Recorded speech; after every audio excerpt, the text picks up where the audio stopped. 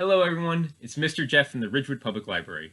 Welcome to another installment of my new storytime series, Mr. Jeff Reads Mr. Men.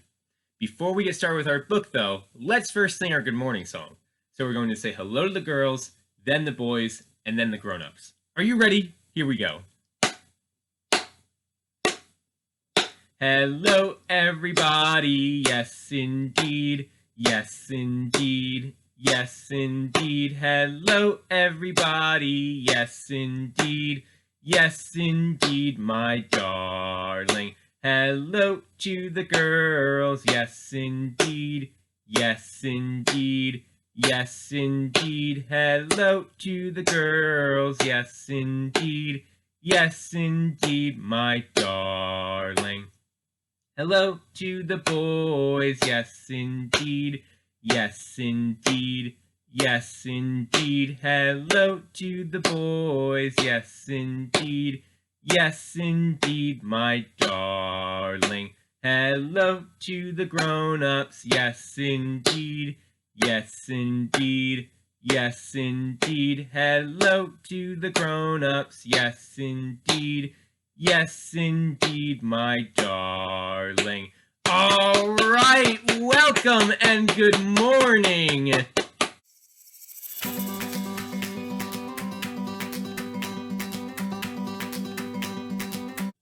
Today, we're going to be reading Mr. Nosy.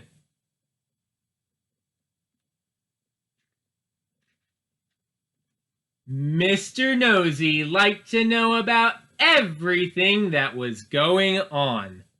He was always poking his nose into other people's business.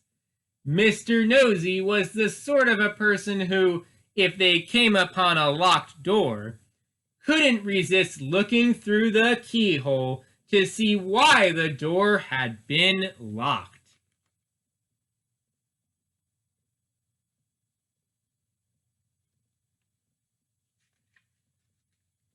Mr. Nosy was the sort of a person who, if he found an unopened letter addressed to somebody else, would simply have to open it to find out what was inside.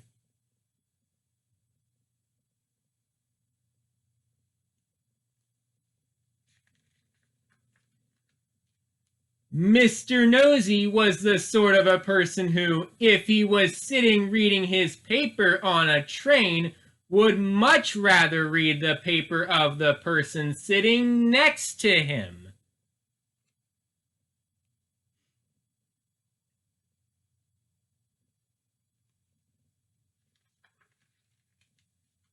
Naturally, as you might well imagine, Mr. Nosy was not very popular.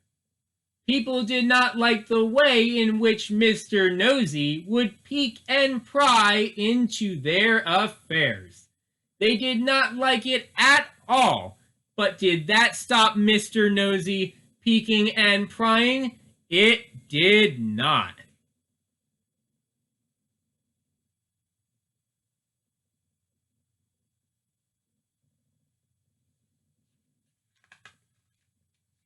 Mr. Nosy lived in a funny, tall, thin house in a place called Titletown. The people of Titletown decided that Mr. Nosy was becoming much too nosy, and so they held a meeting to discuss what to do about him.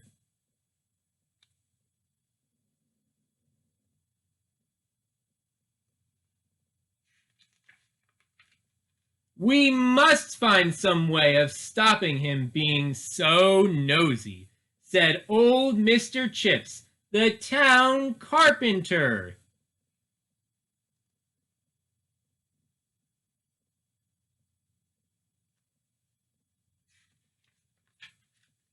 That's right, said Mrs. Washer, who ran the Titletown laundry. He needs to be taught a lesson.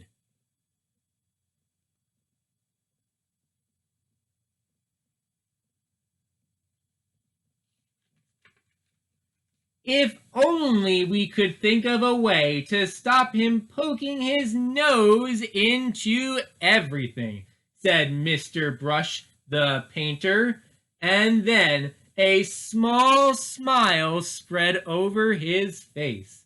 Listen, he said, now grinning. I have a plan. All his friends gathered round to listen to his plan. What do you think Mr. Brush's plan is? Let's see. Let's find out. The following morning, Mr. Nosy was out walking along Titletown High Street when he heard somebody whistling behind one of the closed doors.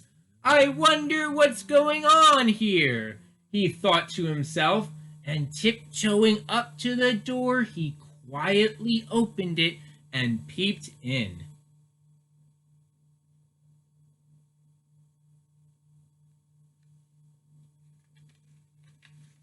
Splash went a very wet paintbrush right on the end of Mr. Nosy's nose, covering it with a bright red paint.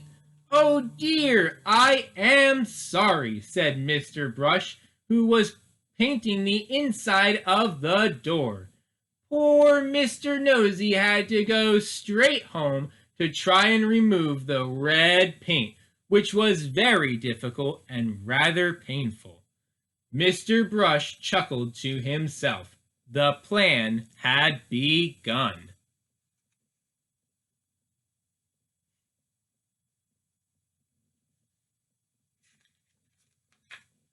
The following day, Mr. Nosy was walking past the laundry when he heard somebody laughing on the other side of the wall. I wonder what's going on here, he thought to himself, and standing on tiptoe, he looked over the wall.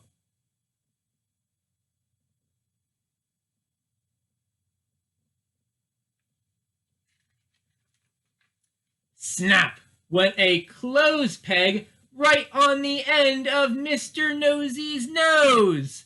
Oh dear, I am sorry, said Mrs. Washer, who was hanging up clothes on a washing line on the other side of the wall. Poor Mr. Nosy removed the clothes peg and went off down the street, feeling extremely sorry for himself and for his poor red nose. Mrs. Washer chuckled to herself. The plan was working.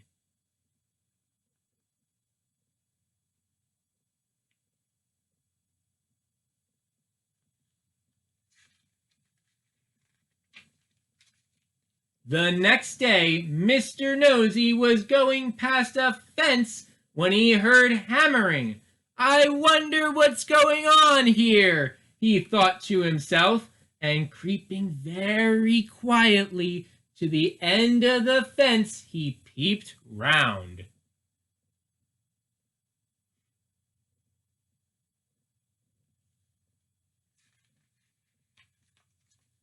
Bang! Went a hammer right on the end of Mr. Nosy's nose.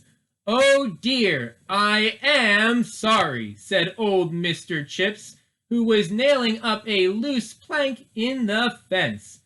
Poor Mr. Nosy had to go home immediately and bandage his poor red sore nose. Mr. Chips grinned a broad grin. The plan was working very well indeed.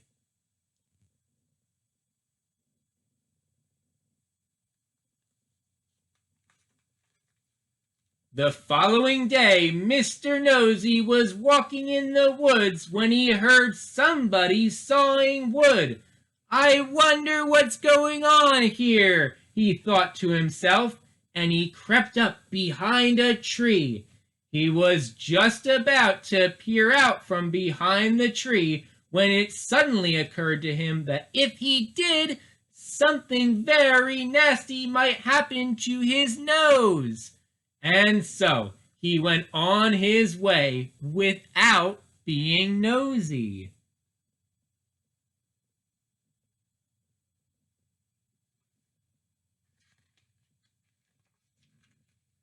Behind the tree, with a saw raised in his hand, stood Mr. Herd the farmer. When he saw that Mr. Nosy had gone on his way without being nosy, he laughed and laughed and laughed.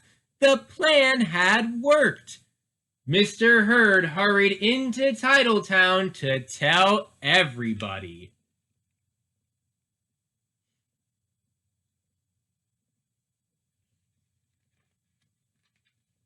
The plan really had worked, because after that, Mr. Nosy stopped being nosy and soon became very good friends with everybody in Titletown.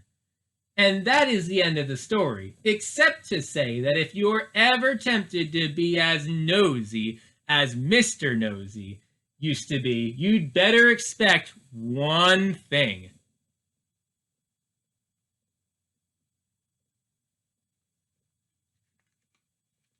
A sore nose! All right, great listening.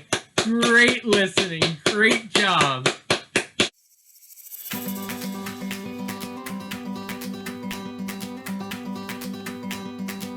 Well, that's just about all the time we have for today, so let's sing our goodbye song now. Are you ready? Here we go. Well, my hands say thank you with a clap, clap, clap, and my feet say thank you with a tap, tap, tap, clap, clap, clap, tap, tap, tap. I shake my hands and say goodbye. Thanks so much for tuning in, and I can't wait to see you all again real soon. Bye. Take care.